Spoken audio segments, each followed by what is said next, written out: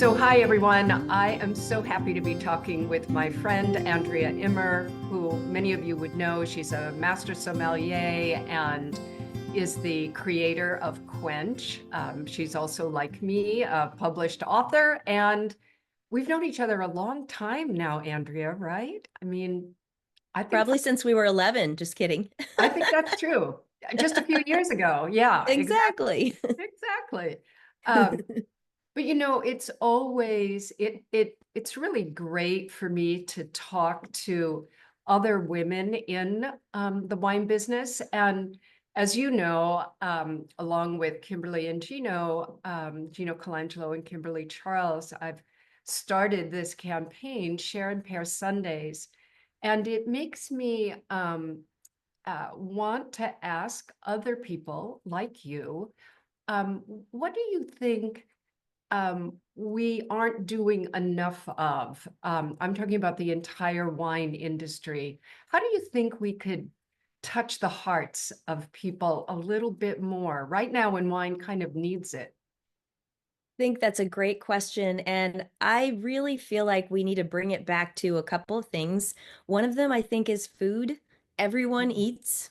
Not everybody drinks wine or drinks wine as a sort of a regular part of their meal, the way the Europeans do, which for them, it's one of the food groups, right? It fits on the table almost in place of the salt and pepper shakers that I grew up with. And, a Southern family, we had one on each end of the table so people didn't have to pass. So I think getting it back to food because wine is unique among a beverage alcohol in its acid, and acid is a magic ingredient to unlock flavor. And once people have that experience, even if it's just, a simple glass of Prosecco and some popcorn, it really is transformational. And we can remind people that it doesn't have to be some kind of special food occasion. It can be a BLT and some Cote de Rhone, and you are cooking with gas. So I think food is one. And then number two, I think emphasizing that it doesn't have to be an expensive or over big investment. You don't have to turn it into something other than an everyday, but it can elevate the everyday without it being an expensive proposition. I so agree. And it was just tasting in my mind BLT and Cote de Rhone. I think that sounds just great right now. Right. But You know, I'm thinking as you were saying that I think and I should probably know better than this, but I think I forgive very humble wines, or I'm happier with them when I'm in Europe than I am here. I've sat in, cafe tables in Paris or in Tuscany where they bring you a wine that's essentially $4 for the carafe, and I'm as happy as a clam. And yet, sometimes here I think, no, I want to drink at a higher level. And that's kind of unfair. I'm unhappy with myself about that. Well, and it's you live in the Napa Valley, which is truly one of the world-class wine regions, and benchmark wines are what we're known for. And so it's natural that that's what we're exposed to, excited about, and then of course their competitive set, whether that's a great Bordeaux or a Barolo or great Champagne, whatever have you. So I think you're right, but at the same time, that experience of a wine that probably never saw a cork or a truck, meaning it came straight from the fermentation vessel into that carafe, is there's a magic to it, there's a freshness to it, and just when we can sort of remember to compartmentalize things in the same way we do food, where we have a fancy meal and a great wine, meaning a monumental or high impact wine, versus a casual one that is something that wouldn't have a hurdle to it. We're not making a bet on expense because it's the same with food. Some days we splurge and most days we don't. And wine in Europe, to your point, that's part of the part and parcel of the meal. And if we can remember how there are great wines like that. They did see a cork or a bag and box or something, and they did see a truck, but they're still affordable and can really elevate that sort of simple everyday family dinner, neighbors getting together type of situation. Yeah, you're reminding me that a few years ago, when I was in the hallways of the CIA, the Culinary Institute of America, which, as you know, is near both of us here in the Napa Valley. It's Napa Valley Outpost, and there were some sensory scientists from.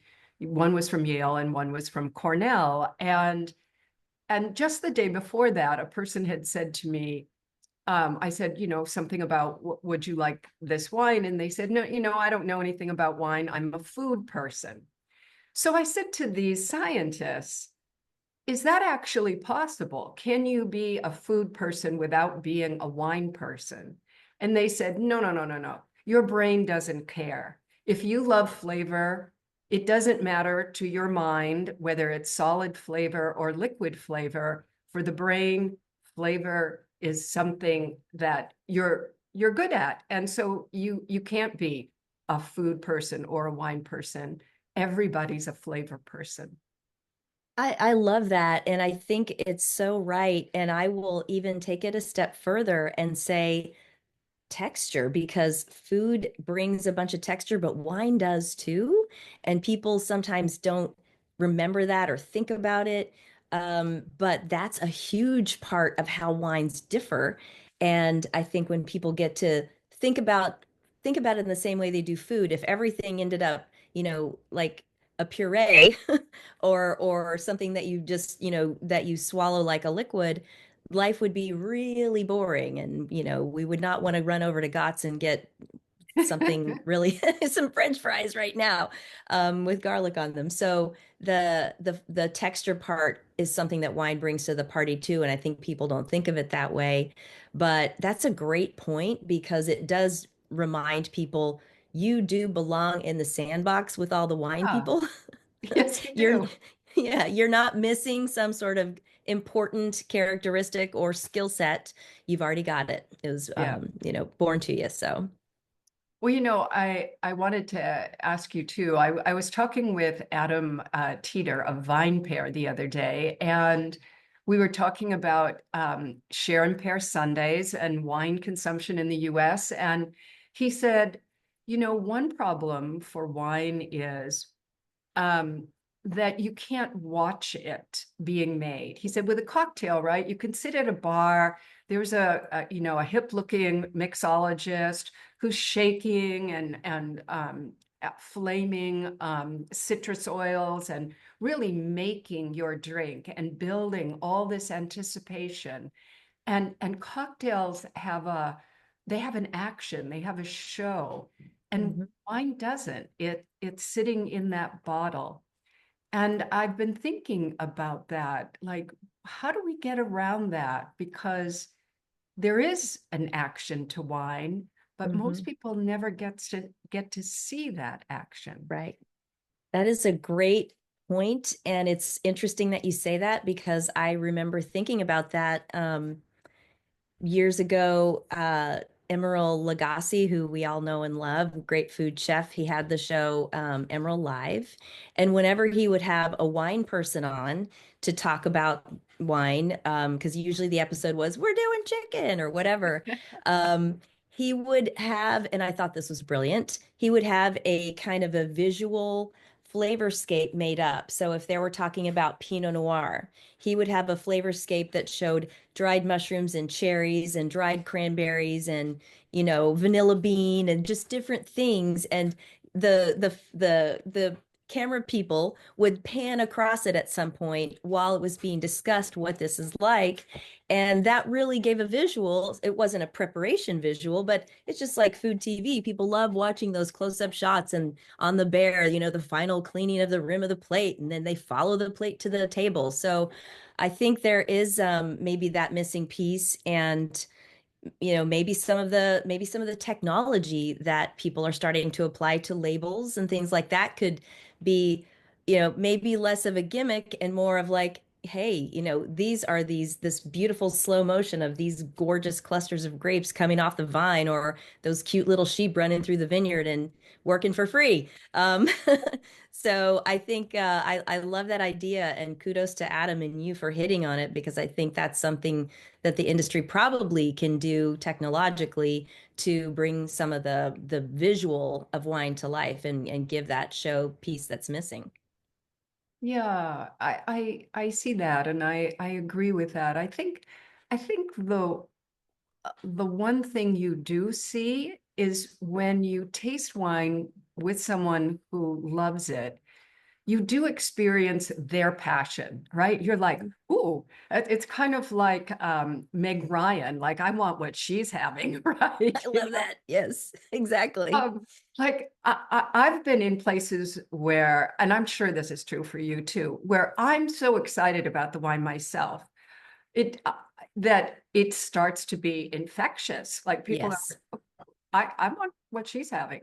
Yeah. Um, and that makes me think that people like you and me, we have a kind of responsibility to let our passion show. And Hmm. you do that, of course, with Quench and with your video and television projects, excuse me, which is so important. I think so. And I think that's why you're seeing, and those of us who are professionals and authors and things like that, I think we have to remember the value of that, because there is that whole world out there of people who talk about wine and do storytelling about wine that maybe don't have a best-selling book, or didn't go to the, Society of Wine Educators and get a certification or whatever. But if they go into a winery or into a restaurant setting and do a really good job of telling a story and making people go, I'll have what she's having, then that's something that's a service and a value, and we should reinforce it, and make sure that we're all uplifting and validating all of those forms of communication and discussion and sharing of passion more than anything. Because I think you nailed it on the head. It's sharing that passion, like sports. You get to watch sports and everybody gets to go, look, did you see what they just did? And wine Right. can be the same way. Like, did you just taste that? So it's That it's um it's the same. It really is. sports is a great analogy. I think that's right. And sports brings up a different issue too, which is I was talking this morning with the Shyla Salmon, who is the marketing director for Jackson Family Wines. Yeah. And she told me that last year, with their one wine called La Crema, that they have intentionally talked to brand new audiences. They've gone to art shows, sports arenas, gay pride parades, all kinds of areas where wine is not traditionally marketed. And they saw a 70% increase in sales of La Crema. And something like 14% of the 70% were people who had never even had a single wine before. But in the excitement of being, at a great sporting event or in a gallery where people are passionate about other things, you Yep. can kind of roll wine passion into them. And I thought that is so Right. brilliant. I agree. It's enhancing the overall experiential, because what we know we have right now is right now, and that's all we know we have. And so whatever that is, that thing that you go do that really just touches you inside and out and connects you with other people who feel the same way, like amping that is why we do the things that we do, because who knows what comes next, right? And so I love that you said that, because actually yesterday's episode of Quench, we moved it to Sunday in honor of Sharon Pear Sundays. Thank you. And it was, I talked with the folks at La Crema, and because they I'm a basketball fan, and right now we're in March Madness, and the women's semifinals were yesterday, and then today we have the other two to see who makes the final four. So we were talking about Women's History Month, which of course brought in you. We were talking about Share and Pair Sundays, which of course brought in you. But we were also talking about La Crema's WNBA sponsorship because that is, I think, probably the initiative that Shyla was referring to. It's it's the the embodiment of intense talent and devotion and skill and right here, right now, getting it right. And that's what, great winemaking is. That's what great cooking is. You are having to be so smart, so nimble, so creative, and then so practiced. All the stuff that goes into it. And like I think of, the effort, for example, that goes into the wine Bible, and it never stops because the next one's always being written, and the next edition. And what built that foundation was decades, again, starting when you were 11, of expertise built up to be able to put it together at all. So that's a I think that analogy of putting it into contextually, putting wine contextually into other things that people are passionate about is, I mean, the food one is the obvious one, but so many other things. And it changes what you do. You dress differently when you go to one of those places, whether it's a gallery or an arena. You have a whole different mindset from your normal everyday. Yeah. And that is what makes magic. And, we need magic as often as possible. We do need magic as often as possible. And thinking about that, I just it reminded me to tell you hello from Tattinger Champagne Oh, because you were there recently, I I think for was. Delta Airlines. And Yeah. I was there about a week later and they said, "Oh, Andrea's already been here." I'm like, "What? She's my neighbor, sort of, down just a few streets away." Yes. Very funny because Yeah. I think they felt like, how did we get two American women, in Right. such close, short order, one after the other? But Two Napa wine women, no less. Yeah. yes, yes. Um, Yes, we just launched Taittinger as the onboard champagne in Delta One, so that's a big investment in the experience, and super exciting because they own like a high percentage of their vineyards. It's a very unique yes. house, as you know. So it's a big time. Well, I am taking Delta actually to Sicily on, I think, what will be the first vacation of my life, maybe, or at You're not least. vacationing in Sicily. I know you're going to be working at least but your work is play. So Yes. fair enough. That's great. I love it. Well, Oh, I'm so I, jealous. my friend who I'm going with said, "You are not taking your computer and a notebook, are you?" And I said, "My notebook is attached to my arm. Of course, I'm Yeah, taking my notebook with me." it's an Uh, appendage. Yeah. Yeah. yeah. But that's part of the fun, right? Everything becomes a work of words, and that's very, I would say it's hard to do, but it's not when it's part of who you are, and that's who you are. And you wouldn't enjoy it as much if you didn't get to write that down, because that's part of your taking in of the pleasure, and then it just happens to create something that gets to be shared with other people, which is great. Yes. Well, thank you, my friend. And it's great to see you and great You to talk too. with you. I'm so pleased to hear that you've been celebrating Share and Pair Sundays too.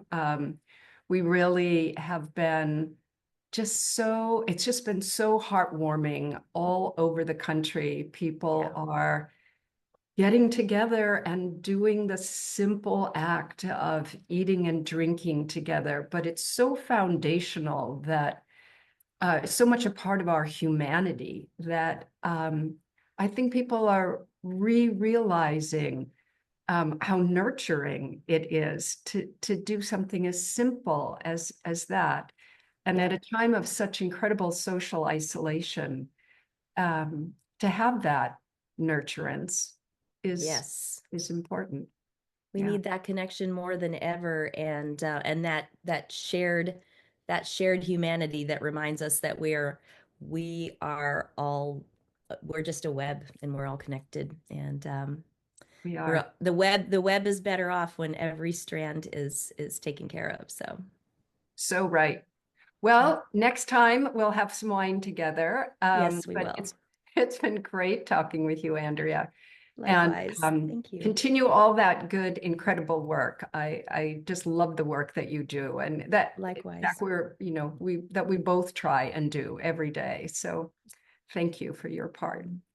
Thank you. And here's to Share and Pair Sundays. We got long way to go and lots of fun ahead. I'm going to be doing a live one actually from Jillian Balance and Cara Patricia's shop, Decant, in May. So we're going to do it. I think we're going to have even maybe some of their VIPs come and watch. So I will let you guys know, because it'll be a chance for people to actually go somewhere and do this live show with us, which would be cool. All right. Thank you Talk so to you much. soon. See you soon. Take care. Bye. Bye.